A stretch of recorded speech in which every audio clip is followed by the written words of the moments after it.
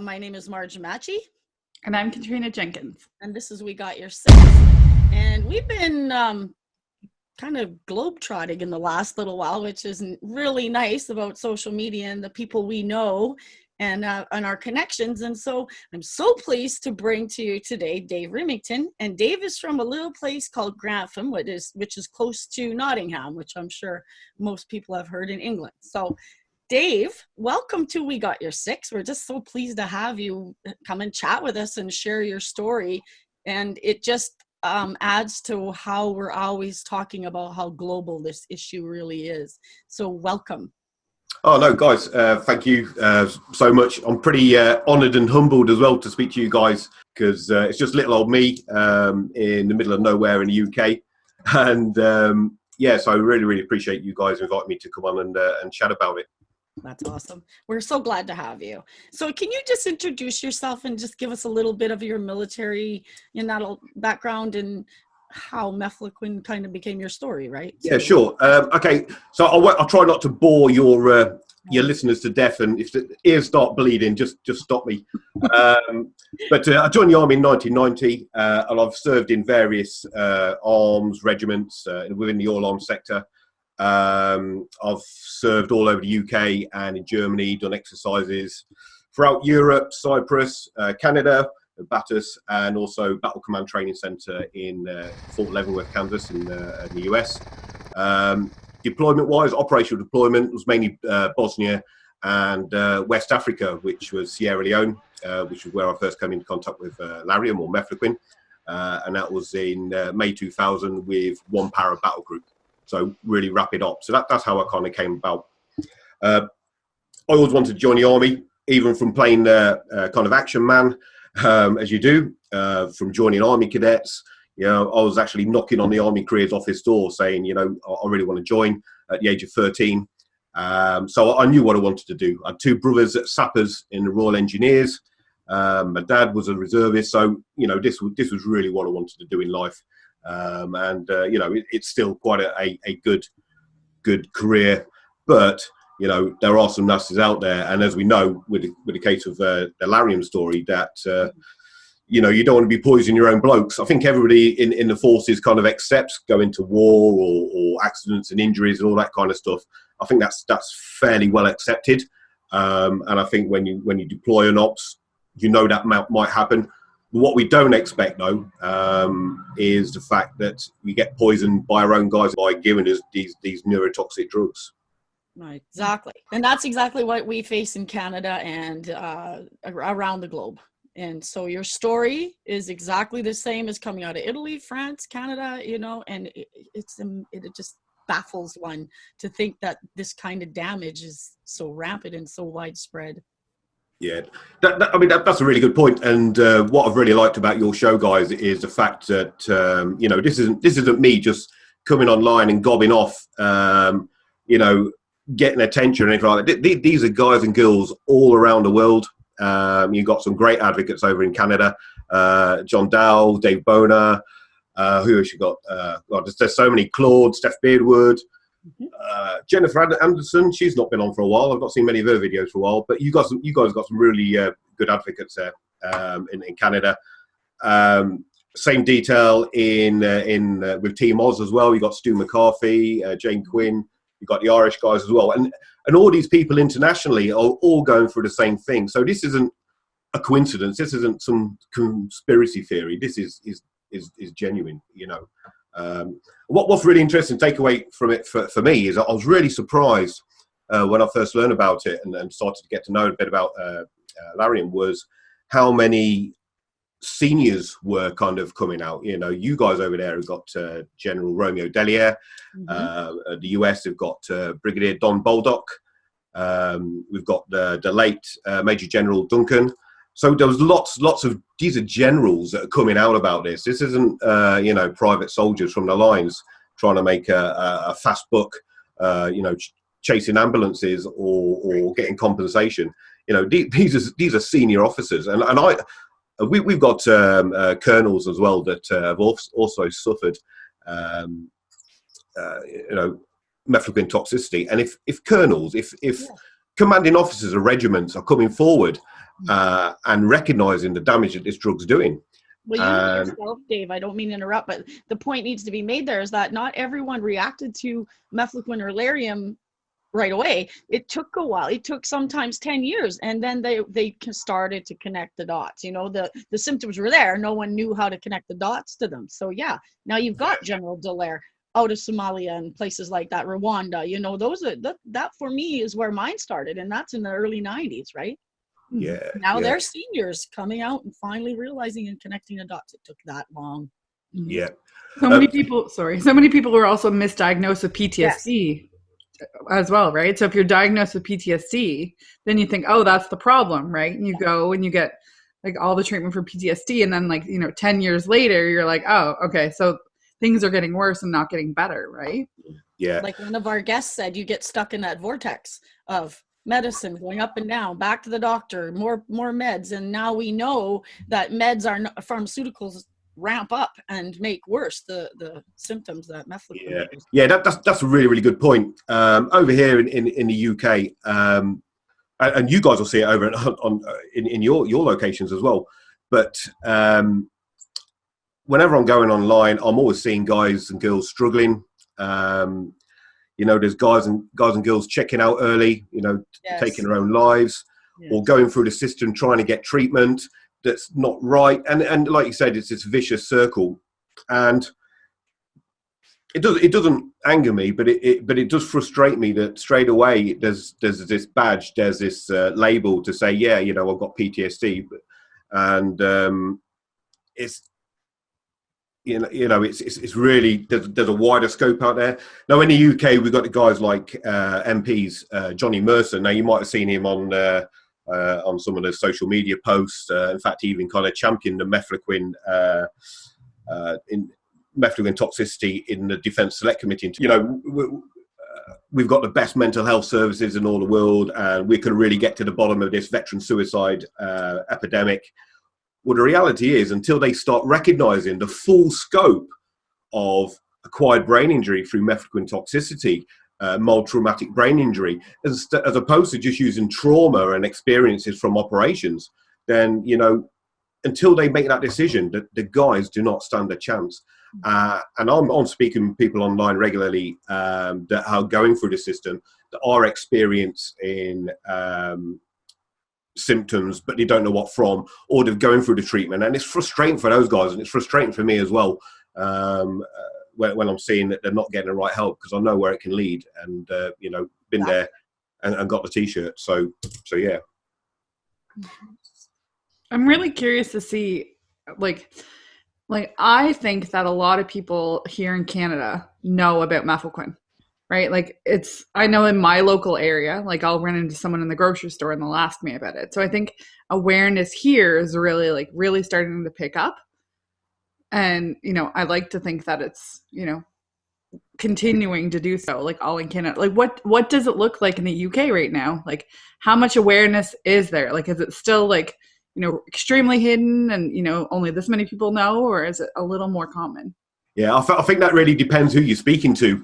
If you're speaking to the Minister of Defence, they'll kind of brush that under the carpet, They won't give an honest answer. And now we've got the new Office of Veteran Affairs as well opening.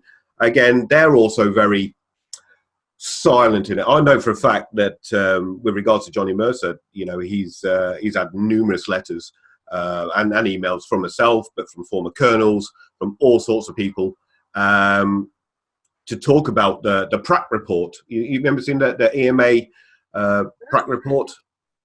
If you haven't, I'll put it in the comment sections and a link down below. So they're constantly kind of pushing it away. What does it look like in UK now? Well, I think that they've done enough by doing that. They think that they've done enough. They've done the bare minimum standard, to be fair, by doing a kind of parliamentary inquiry into whether Lariam was a drug of last resort. This is, by the way, that they weren't informed of the EMA PRAC report in 2014.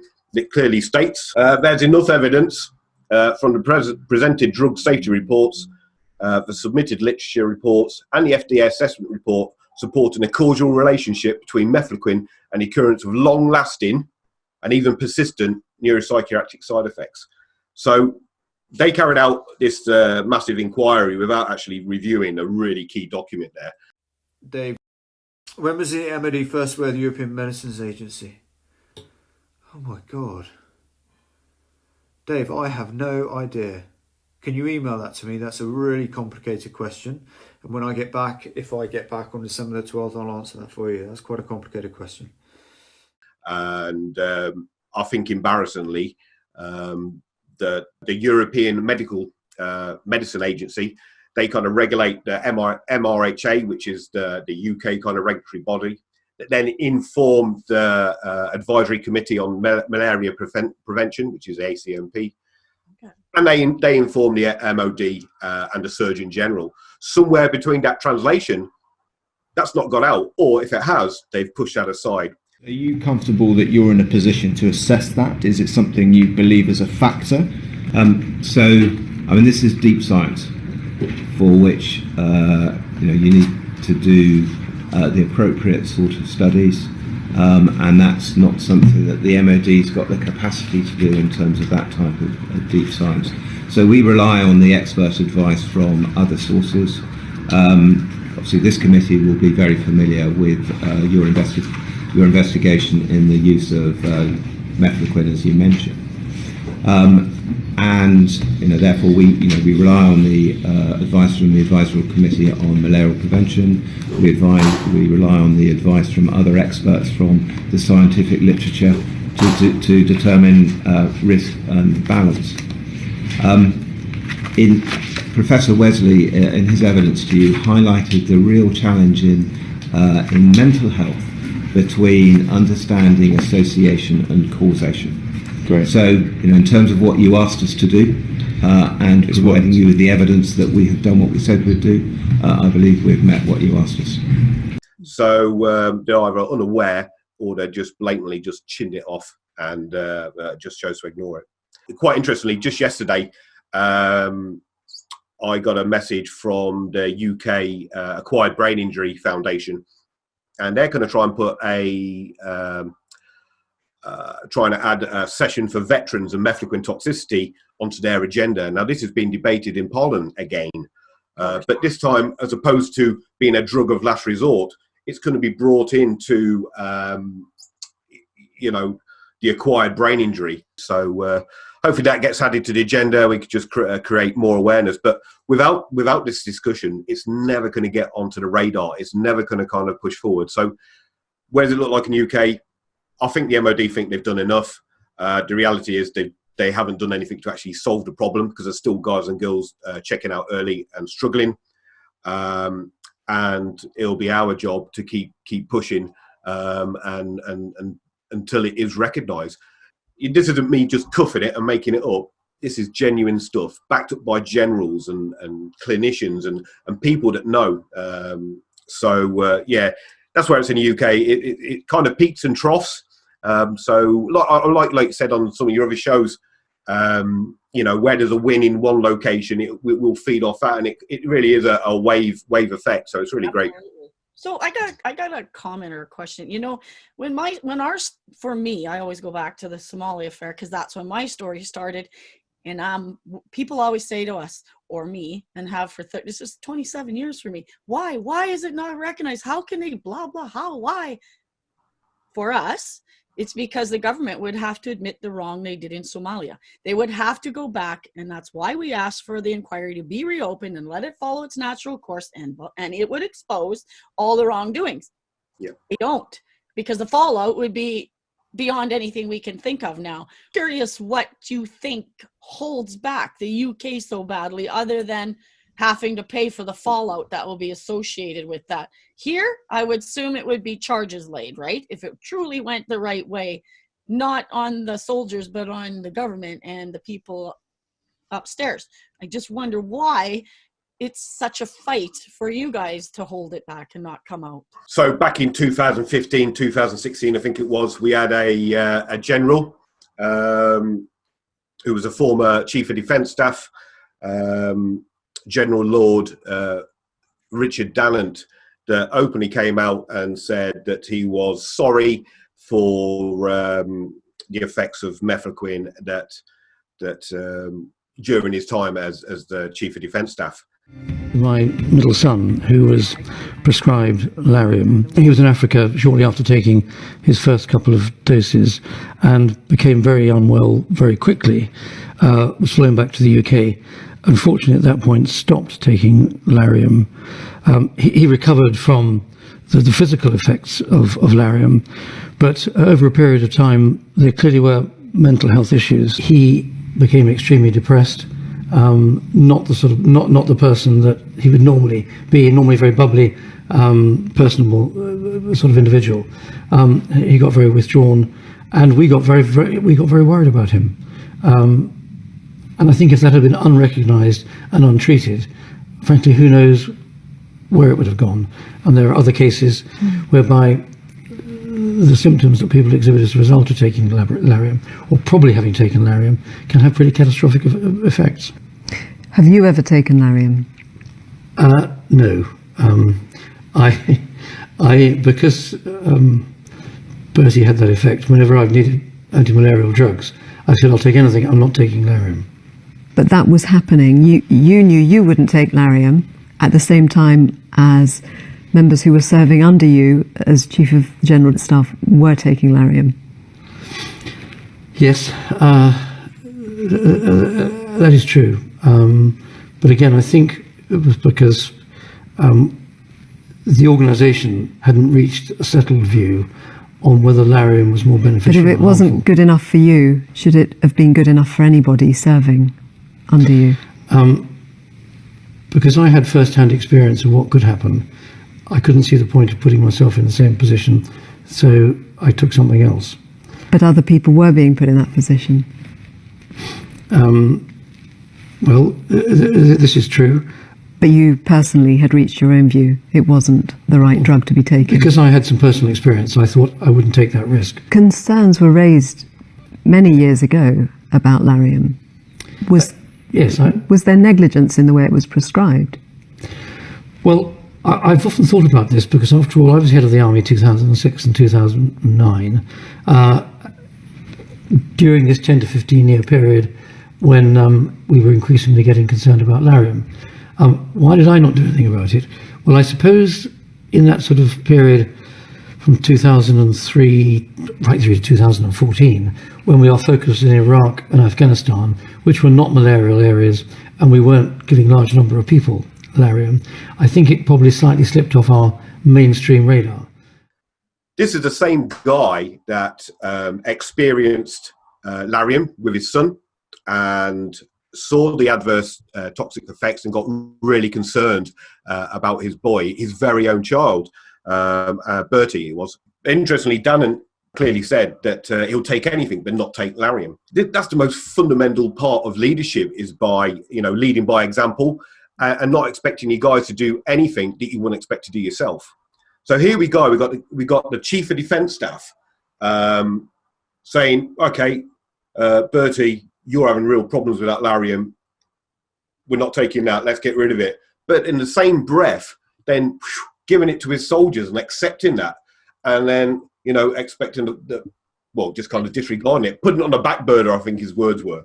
So dirty double standard. Oh my gosh. Yeah, and it's really frustrating now, actually, because Richard Dannatt is very much in the news and media, saying that we must stop this suicide epidemic and this PTSD epidemic, and we should really get the treatment these guys have. But actually, that's really great, and I guess he recognises that that needs to happen. Problem he started. But that's just, he's trying to put a lid on the very situation that he's helped create and cause. So in the military, we have something what's known as a service test that used for either administrative or disciplinary kind of standards within the military.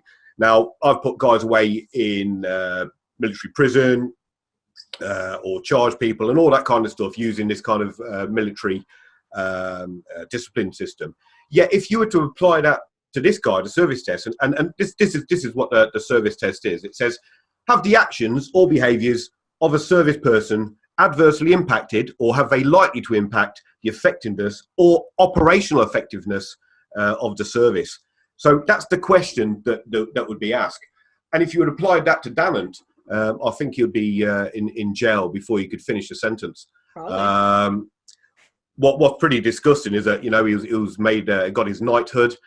He was made a constable of the Tower of London, so he's got digs in the Tower of London. He's really kind of milked off the back of that. But yet, on the flip side, if that was one of my soldiers, you know, in fact, I'd expect a better moral standard from my soldiers, and that's generally what I'd get. But here's a general, just quite openly, it's not good enough for me, but the soldiers can have it. And what's really bizarre is this guy has actually brought out a book called Lead by the Front as well. So beggars belief. You know, one day, Dave, I hope that we can hold people like that accountable, because we have people like that here who knew full well, never took the drug, knew full well what it had the potential to do, and kept promoting it within the military, kept giving it. So to me, that's like, how could you liken it to somebody with AIDS passing it around? Yeah. You know, you got it, you're going to go poison that person. It's the knowing that makes it illegal in my mind. It makes it murder. You knew, and you're still doing it, and you didn't care that this could potentially, you know what it does, and you're still handing it out. How are you still not in jail? Yeah.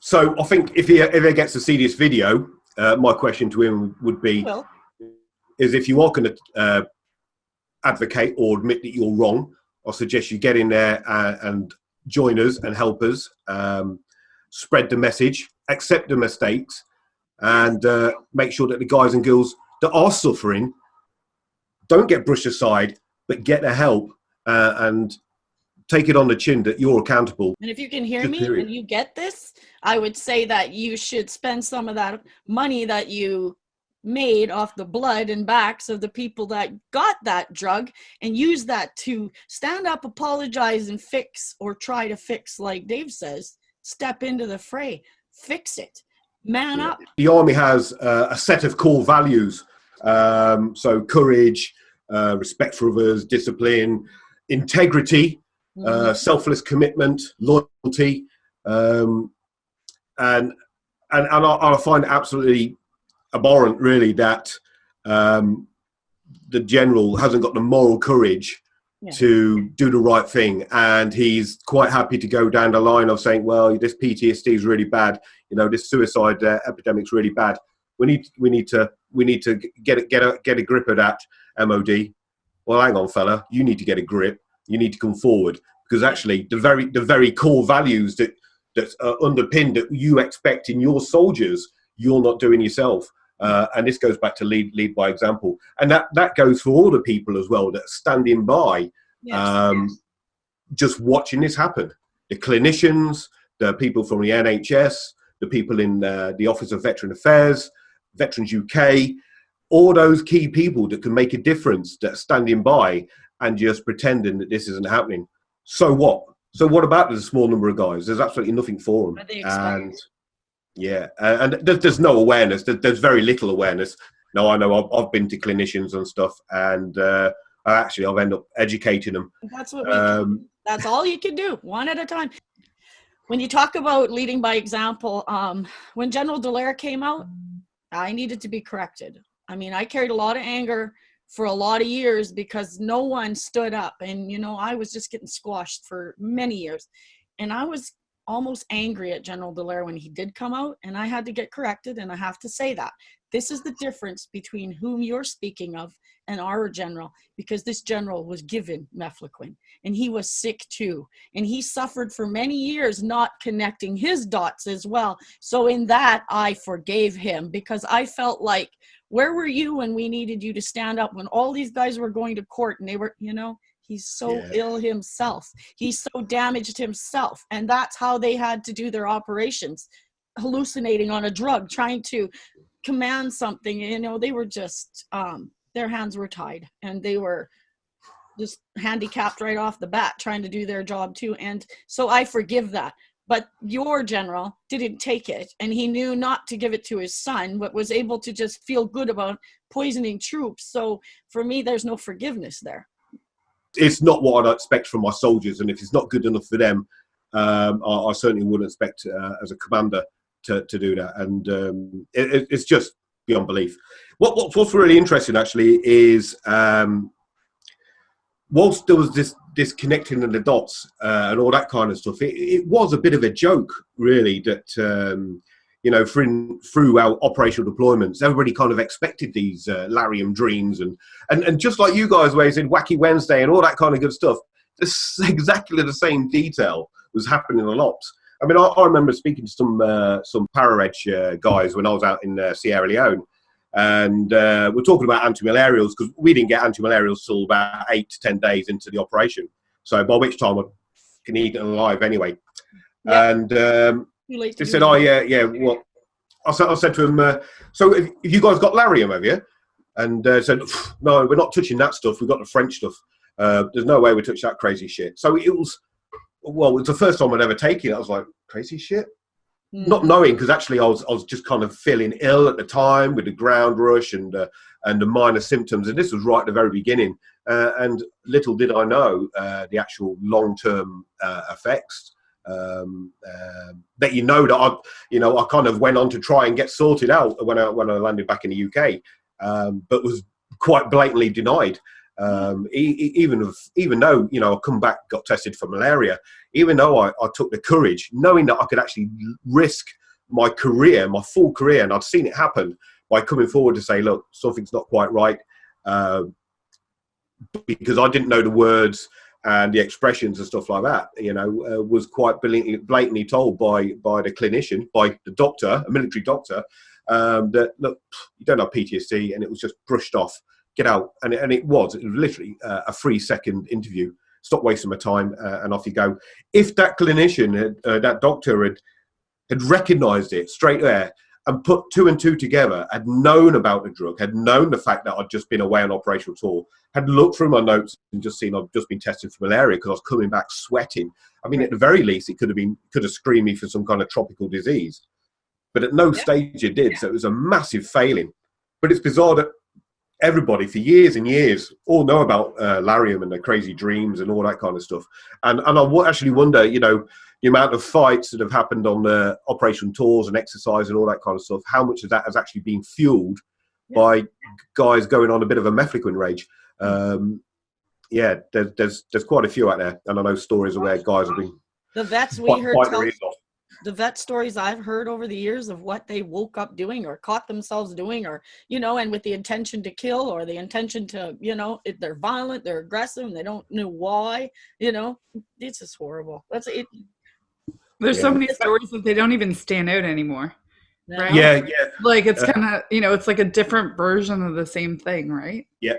There was a guy, actually, there was a parachute regiment guy when we were on ops, and I can remember it in the morning. And one of the colour sergeants come over, and it was kind of just chatting to one of the other senior NCOs, and said about a guy that woke up in the night in his sleeping bag and shot himself in the forearm, and you know, he blamed it on Lariam, just crazy dreams. So, you know, infantry being infantry, just turned around and said, you know what, that was a negligent discharge. And they threw the book at him and all that kind of stuff. And I think he actually left the regiment after that. But yeah, I've forgotten the guy's name. Sheridan, I think his name was. But yeah, shot himself in the forearm. It's not an obvious place to shoot yourself in the arm, but he woke up in the night and shot himself in the arm. The dreams that they explain, like they're doing stuff and they're sleeping. People have woken up actually going to take their lives, and you know, it's that's real. That people, and I'm not trying to sound dramatic, and I'm not doing the impact to sell the news, because we don't sell news. But if you wake up with a gun in your mouth and you're dreaming about taking your life, holy shit! Like, you know, this is the reality of these dreams. Right. Real lives. So, you know, this isn't me making up shit. You know, and I think a lot of British squaddies that are watching this will actually go, yeah, you know what. I kind of know what you're coming from there.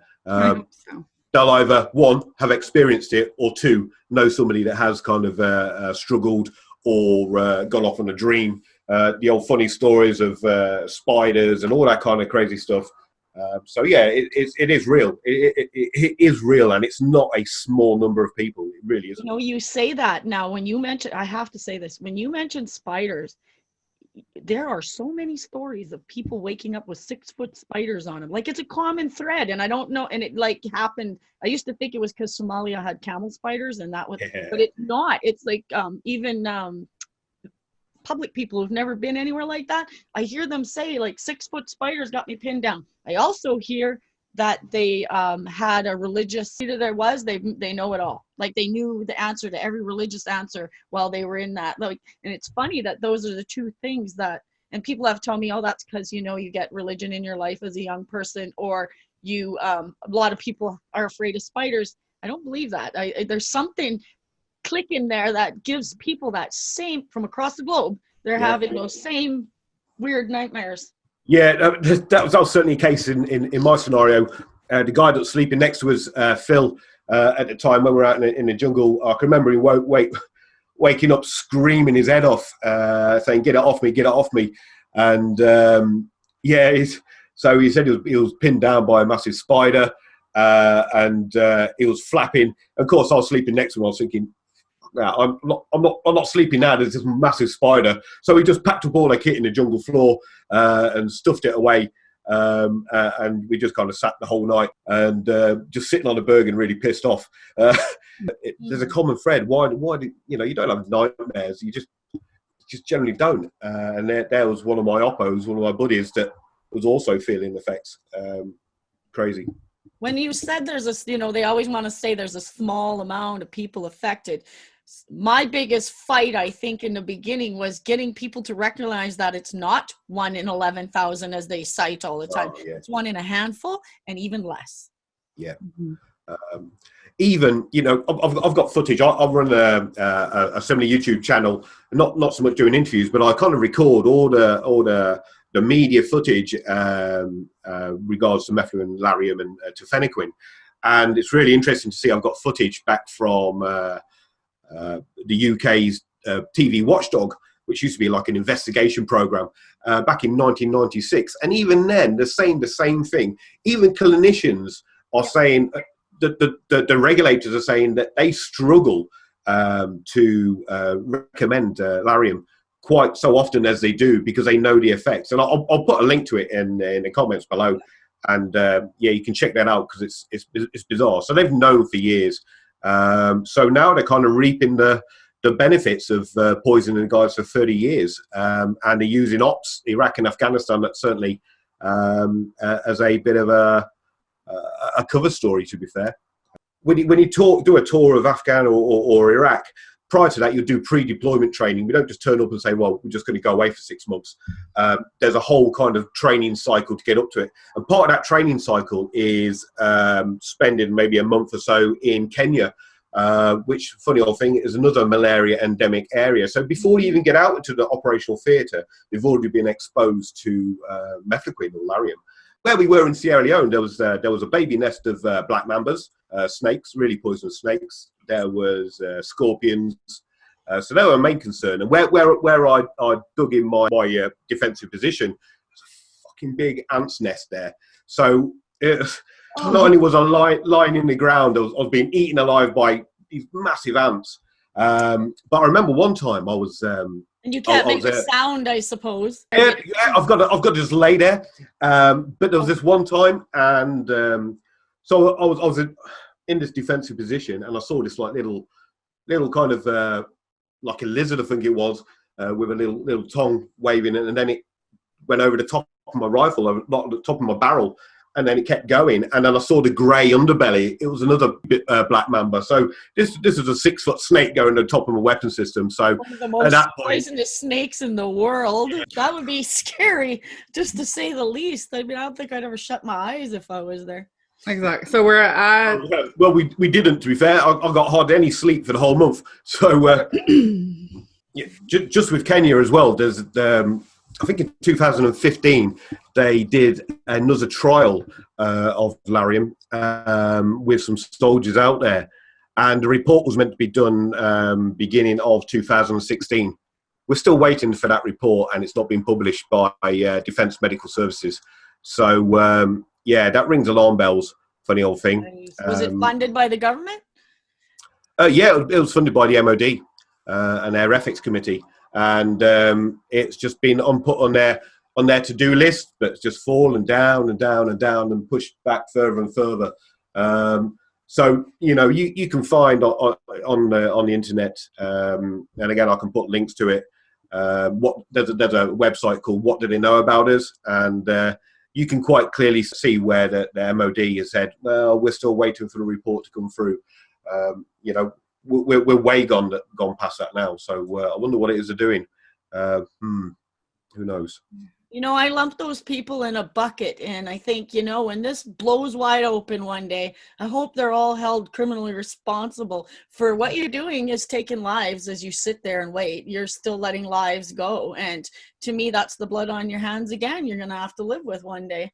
It's really not my bag, to be fair. I'm not a gobshite person, and I don't like trolling people, but what I will do is have the moral courage to call people out. Yeah. So when there's lots of people online that from the Ministry of Defence that are taking mental resilience so seriously and making sure that the guys are aware of PTSD and where to get help, yet so I'll quite blatantly poke them in the eye and remind them about Lariam and Mefloquine. The fact that they say nothing, they don't respond, the silence really tells all. The silence is deafening, and the fact that they choose not to respond just rings alarm bells. Guys, what have you got to hide? What I want you to do as a commander is take ownership, accountability, and do something about it, and not just blow it away and let these guys struggle and suffer. It's just not on. I often wonder what they would have done in any country if this drug didn't mimic PTSD. What would you have hit it under? Because that's what they got away with. Always going to be an opportunity to hide this stuff with war, right? You're always, if it wasn't PTSD, it'd be some other war type. Yeah, caused anxiety, or it would always be something. You're right. Yeah. It's pretty grim. It's not as grim as it was when I first started this, journey.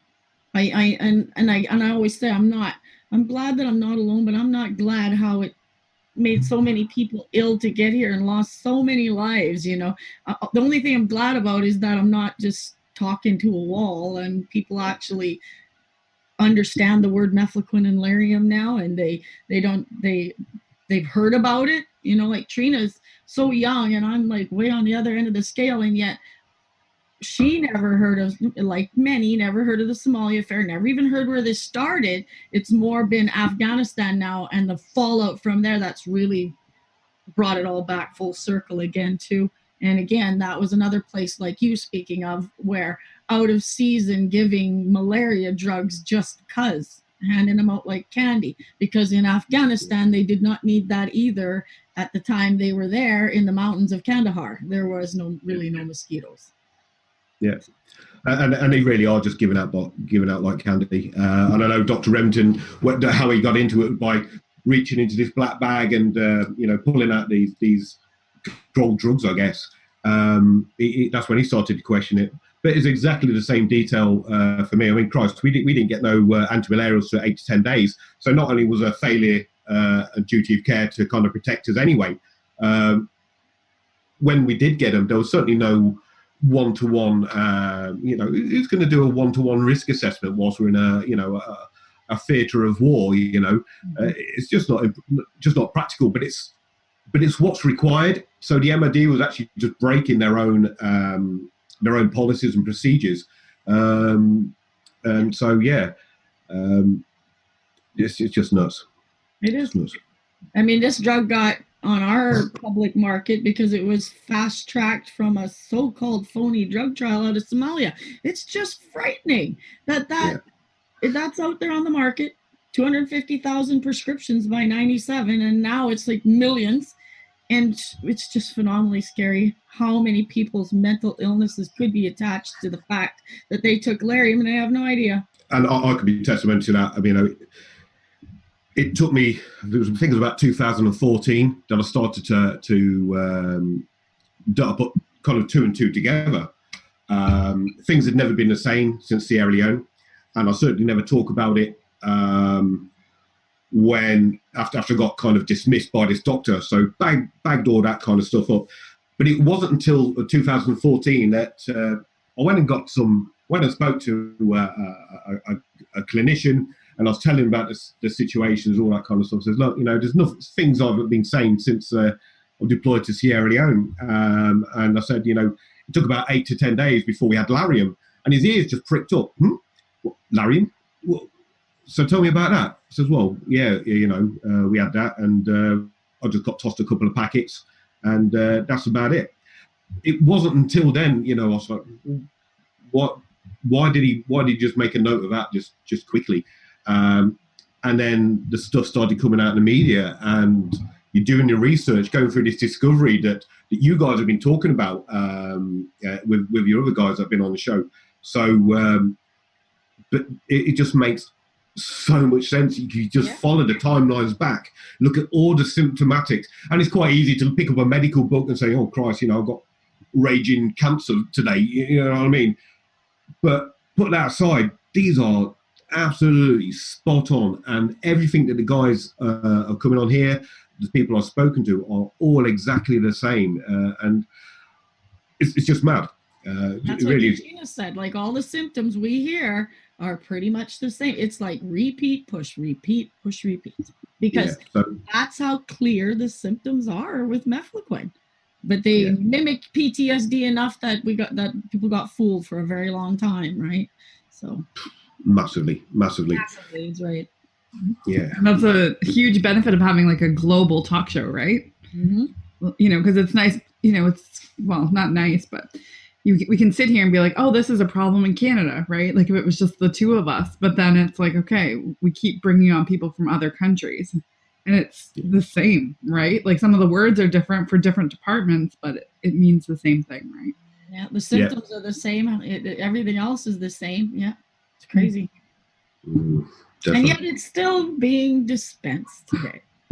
An everyday traveler can still get Lariam. Militaries are the third choice. There's only a couple countries outright banned it. It's just utter bull. The recipe should be burnt and forgotten. And I mean, we've gotten traction, no doubt about it. I can see it in my world for sure. And it's just a matter of time before this thing explodes in our government's faces. And, the fallout's going to be tremendous. I think if the government are switched on in all locations, as opposed to trying to protect themselves, I'll be starting to maybe look inwards a little bit and stop going after Roche and the drug manufacturers, because there seems to be like, we're going to get it. Well, like in any kind of civil law case, the insurances are all kind of right. How can we spread the love? Well, if I was the Minister of Defence or whatever in any country, I'd be looking towards the manufacturers without a shadow of a doubt, because there is information where information's been withheld, where stuff's been lost and all that kind of good stuff. And it's interesting that other armies, I think it was the US that stopped taking it in 2007. Yeah. Why have you banned it, guys?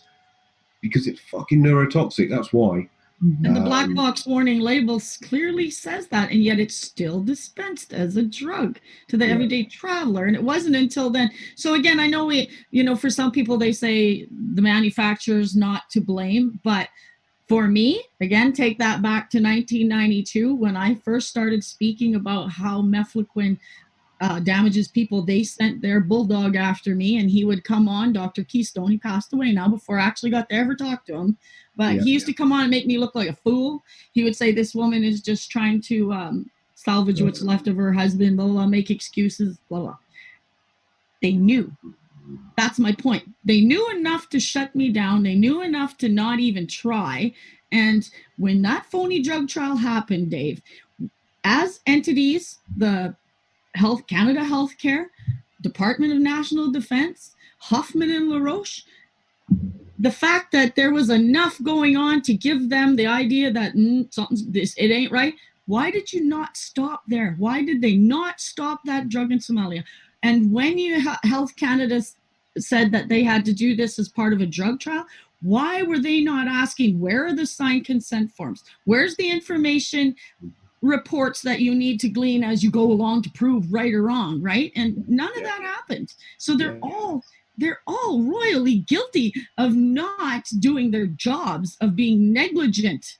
Yeah, even down to the procurement stage, even by recommending a drug. I mean, in the UK, and a doctor and former Army medic, Lieutenant Colonel Ashley Croft, he's got account that he gave account of where the advisor to the Surgeon General at the time was actually taking money from Roche, and by the way, here's an anti-malarial drug that would be of use, and that's how we started, I guess. Why this drug, in your view, collectively, has not been used properly in line with the very clear user guidelines that have been set out by the manufacturer, and why you think, I mean, Dr. Croft, you said the MOD have been hostile in terms of dealing with the effects associated with this drug. Why you think that may be? Obviously, we will ask this of the MOD and try and understand why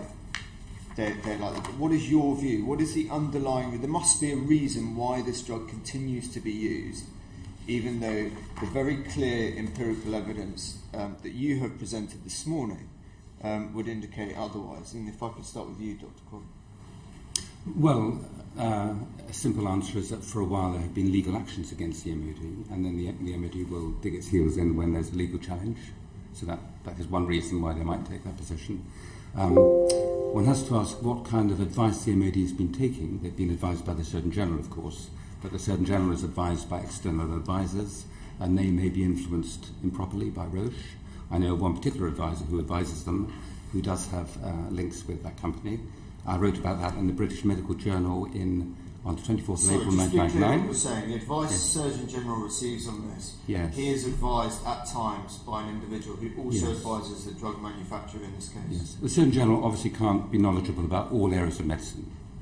Yeah, so he relies on advisors. He relies on advisors, so he's never actually said that, but the reality is he must take advice. Yeah. And one of his advisors works for the drug company. One of the advisors to the military over a long period of time doesn't work for the drug company, but it's known that he has strong financial links, or has had in the past, with Roche, and this is documented, and I've in fact reported that in the British Medical Journal, and he still says he's an advisor. Because that's quite a serious allegation. What was the reaction to that in the British Medical Journal?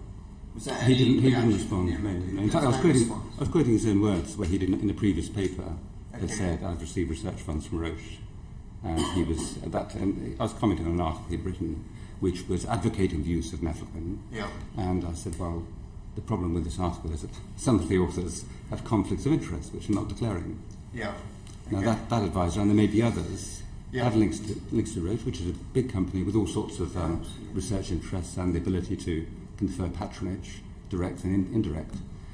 So that could be a problem. This could be partly why the Ministry of Defence has this entrenched position, because of the advice they've been given. You don't think it relies on any science?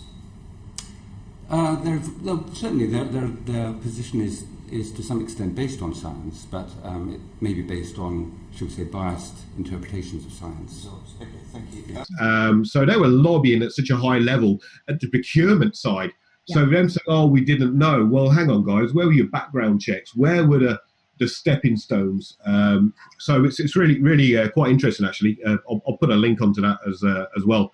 Loads of links in the bottom. Comments. I want to make one last comment. That doctor came on one time in a final when I was at the federal court level, and he came on behind me again. But to her credit, the lady, the journalist, she came on behind and said, for the public's information, it needs to be said that Dr. Keystone is hired by Hoffman and LaRoche, the manufacturer, and Department of National Defense, and I never seen him again after behind me, ever. Yeah. And you can see a bit of a perversion where a lot of the psychiatric world and the PTSD kind of guys are, so we got the likes of Simon Wesley, Professor Greenberg that work for the School of Psychiatry in London, and they're kind of big wigs and whatever, and they're also advisors to the Minister of Defence. So obviously they've got a self-interest to promote the PTSD and the psychiatric kind of stuff, yet play down the possibility that mefloquine may be a cause, and they'll dismiss it as a quiet brain injury. No, this is all psychiatric. Well, it's interesting as well, because I'm sure within their scope of work somewhere that they're also receiving monies from drug companies along the lines, whether that be paid holidays, indirectly or directly. There'll be somewhere along the line where the lobbying is taking place, and we've seen that with people in the Ministry of Defence and MPs. So it's just rife. It's so corrupt to the core. Even that, they've been told and they know that pharmaceuticals damage people with Quinism, and yet still we know that Quinism, what's the cure for that? Good eating, protein, good lives, cannabis. That doesn't sell pills. And PTSD sells pills across the globe. Yep. And that's what we face. So, I mean, to me, that's what needs to be, the reality of that needs to sink in. Was there a message you wanted to get out first? Yeah. Okay, so my message is to anybody that's watching this, any squaddies or like any clinicians or whatever, but more so the soldiers that are having a rough time at the moment. You know, if you're going to take the piss, that's fine, whatever. It's not really done thing as a kind of British squaddy, you know, stiff upper lip and all that kind of good stuff. But more and more people are speaking out. You know, we live by these. Well, I try to live by the same military core values. But every day I'm going online and I'm seeing people struggling and checking out. You know, even last night I was actually chatting to an old mate and an old warrant officer actually that was looking to check out. So after an hour and a half of me talking him down, you know, so this stuff's real. You know, this wasn't a private soldier or anything like that. Not that their lives are any different. These are switched on guys, and so this stuff's real. So if my kind of gobbing off, coming online or doing whatever can actually make a difference, then so be it. So the message I want to get across is to anybody that's struggling from the military community is that if you're going through the process, if your treatment's not working or effective, if you don't really understand what's what, then you've got to ask yourself these two questions. Is one, did you take mefloquine, Lariam, during your times of operations, whether it be Kenya, Belize, Brunei, Afghan, Iraq, wherever? Did you take Lariam? And if you did you suffer any kind of adverse reactions? And again, I can put a link to that. Now, even if you're still serving, guys, you've got a right to check that out. And you can also kind of seek legal advice as well. Now, I've said before, it's not about ambulance chasing. It's not about compo. Yeah, it might make your life a little bit easier in getting some treatment. But for me, this is more about, you know, I really don't give a toss about money. This is more about doing the right thing and having those moral values of holding those accountable and making sure this shit doesn't happen again. It's just not right. So that's my message I want to get across, guys. Did you take mefloquine, and did you suffer those effects?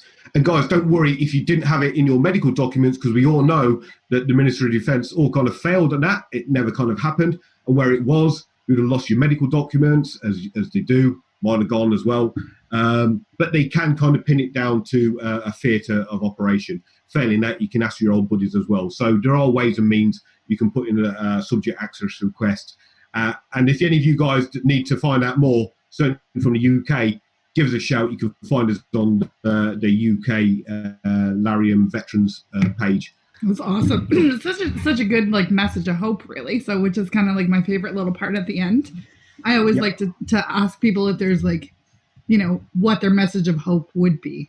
So, okay, yeah. So my message of hope then would be aware that Veterans UK are starting to come around to it. Veterans UK, with a name like that, you'd expect them to be really, you know, championing veterans. It's really not the case. In fact, if anything, they kind of defend the Ministry of Defence to protect them. But in terms of hope, I was at a tribunal recently under the Armed Forces Compensation Scheme. really to get the message out there. And what was really reassuring is that I was sat on a panel with a senior judge, a military expert, and a doctor. And all of them categorically said, straight from the off, is that we understand your issues and we get, and we fully acknowledged that your symptoms were due to Mefloquine. And I thought that was a blow-away statement well, actually, that is huge. It was a huge statement. I didn't care about anything else. The fact that 3 people had just blatantly acknowledged that and blatantly showed up Veterans UK that were trying to defend unjustly that these symptoms weren't because of that. What was really a bit of a bonus is that the military representative was actually the Regimental 2IC of 1 Para that deployed on the same operation. And he said to me, he says, Dave, I fully understand where you're coming from, and that he had to deal with the aftermath of this drug or what it has on his soldiers. So he fully accepted that, and he had clearly briefed the doctors and the judge of what this drug can do. And the guy's name was Giles Orpen Smelly, is our name. Well known within the parachute regiment, and I think he was actually the corps colonel for some time. But just to have that acknowledgement after kind of years of being, oh well, yeah, it's just a bit of depression and just being fobbed off, was really, really reassuring. So the people in tribunal are aware of this.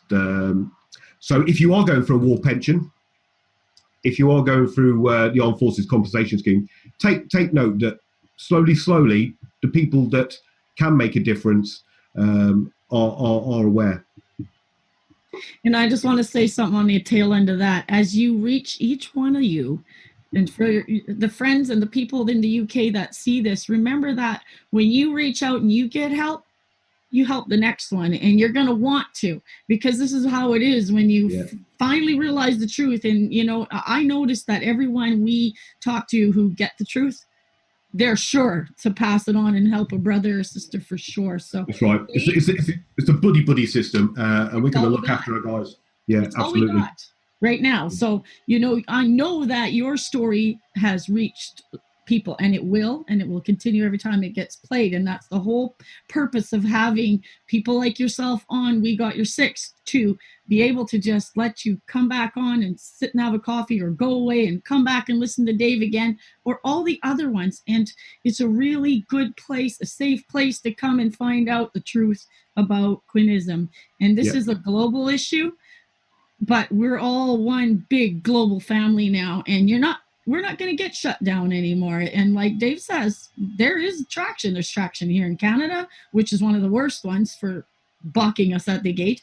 But a win here is a win there, and likewise. And we're going to keep providing, you know, more of the Daves and the other people who come on this show and help us share. And if you want to come on from across the globe, just contact We Got Your Six, because your story is as important as anyone else's, and it just shows how vast this problem, this crisis really is. So it's all about saving lives. It's all about creating awareness. And Dave, you did just that today. So I couldn't thank you more, and I just pleased so much that you gave us your time. No, thank you guys. Like I say, humbled. It's just me at the end of the day, and I can only do what I can.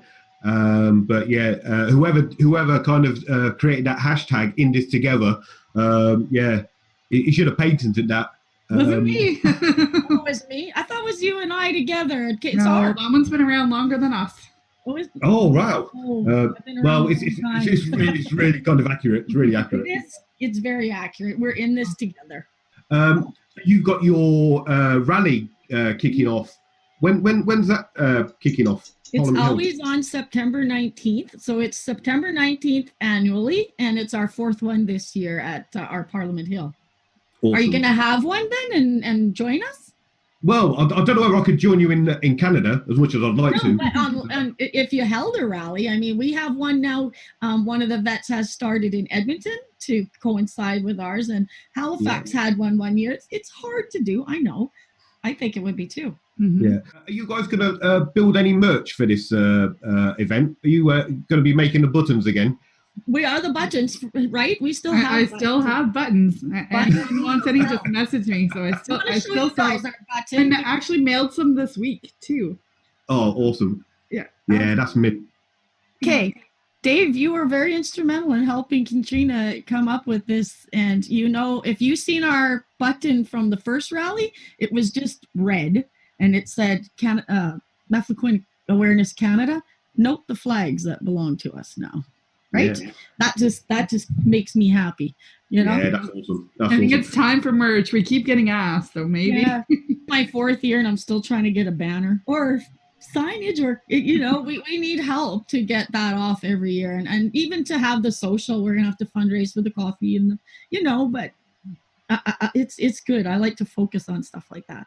And I'm going to tell people, if they want to learn about Lariam too, and just the kind of effects of, besides our show, myself, Dave Bona, John Dow, and Dr. Remington did a documentary in 2017 called Bad Medicine.